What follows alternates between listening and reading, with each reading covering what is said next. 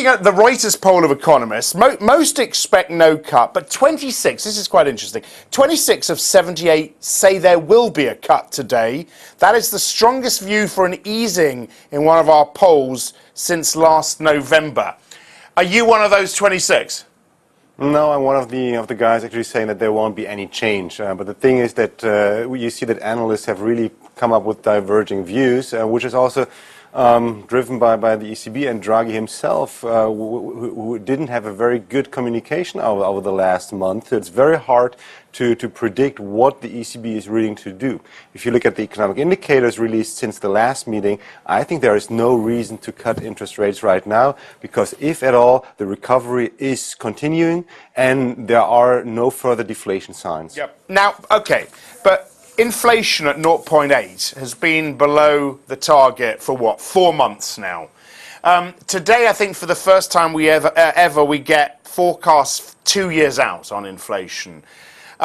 If those still look low, surely the pressure is there to do something. No, exactly. The pressure is there. The pressure is also self-inflicted, because Draghi in February said the March meeting will be highly important. The pressure will be there, but the question is, if they would do another rate cut by 10 or 15 basis points, what difference would it make? I think it wouldn't make any difference. So this is why the ECB will rather stay on hold. How closely is Draghi watching Ukraine, or at least the economic implications, potential economic implications of what's happening there? Well, I think there are two implications. In the short run, it could lead to a return of uncertainty and volatility in markets, something the ECB doesn't like. And then there is the medium-term implication, which could lead to higher energy prices in European countries, in the Eurozone, which would clearly hamper the recovery. Want to get a quick word from you on the BOE as well. The story this morning is this decision happening under the cloud of an FX fixing probe, and someone has been suspended from the bank.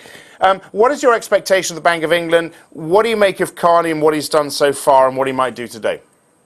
I think it's a bit like with the ECB right now. I think the BOE will stay on hold. No changes here. Contrary to the ECB, the Bank of England will have to continue with more clearer forward guidance, because right now it looks as if the British economy is doing very well, and that the discussion and speculations about a first interest rate hike could come much earlier than people are expecting right now. I would not be surprised if the BOE early next year is the first central bank of the major central banks which will start hiking interest rates.